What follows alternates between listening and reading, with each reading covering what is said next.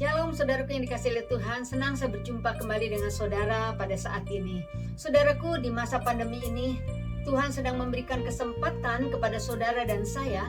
Yang pertama adalah untuk memperbaiki kualitas iman percayamu kepada Tuhan. Kualitas hidupmu kepada Tuhan supaya engkau berkenan di hatinya Tuhan.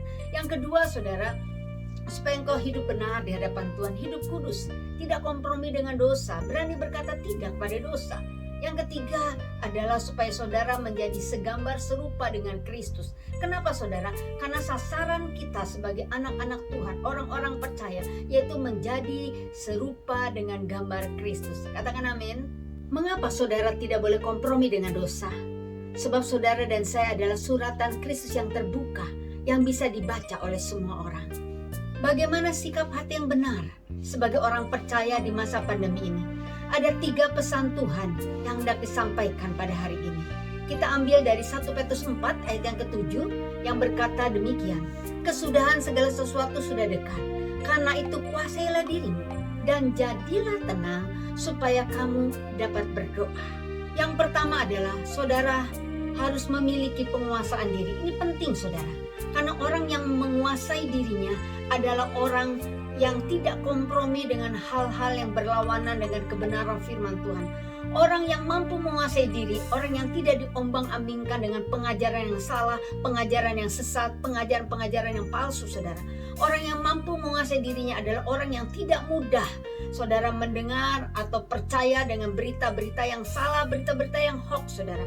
Orang yang mampu menguasai dirinya adalah orang yang tidak tergiur dengan kenikmatan dunia saudara. Dosa yang harus kita kendalikan adalah dosa yang ada di pikiran saudara, yang ada di mata saudara, yang ada di lidah saudara, bahkan yang ada di hati saudara.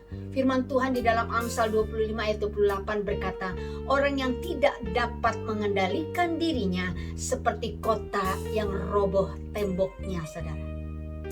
Tembok sangat penting bagi pertahanan sebuah kota. Apabila tembok itu roboh saudara, maka musuh-musuh dengan mudah akan memasuki kota tersebut, akan menduduki kota tersebut, bahkan memporak-porandakan dan menghancurkan kota tersebut. Dengan mudah kota itu akan dikalahkan saudara. Begitu pula dengan orang yang tidak bisa menguasai dirinya, itu menjadi sasaran empuk musuh kita, yaitu iblis saudara.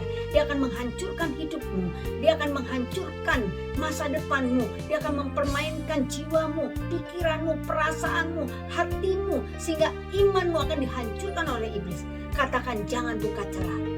Pesan Tuhan yang kedua adalah miliki hati yang tenang. Firman-Nya tadi berkata jadilah tenang. Itu adalah perintah Tuhan saudara.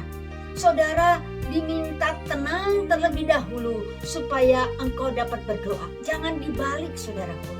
Ingat Mazmur Daud pernah berkata, hanya dekat Allah saja aku tenang, daripadanya lah keselamatanku. Hanya Dia gunung batuku, hanya Dia kota bentengku, aku tidak akan goyah selama-lamanya. Yang ketiga adalah bangun mesbah doa. Firman-Nya tadi berkata, jadilah tenang supaya engkau bisa berdoa. Yang menjadi pertanyaannya adalah, mengapa kita harus berdoa? Karena saudara dan saya memiliki keterbatasan. Kita tidak berdaya tanpa Tuhan. Kita nggak bisa hidup tanpa Tuhan saudara. Kita perlu Tuhan. Saudara butuh Tuhan. Amin saudara. Dan Tuhan juga menghendaki kita berdoa supaya kita semakin dekat dengan Tuhan. Dan firman-Nya berkata, mendekatlah kepada Allah, maka Ia akan mendekat kepadamu. Mari intim dengan Tuhan. Mari kita mesra, akrab dengan Tuhan. Bahkan kita merapat dengan Tuhan. Tempatkan Tuhan menjadi prioritas utama dalam hidupmu. Tuhan Yesus berkati saudara. Amin.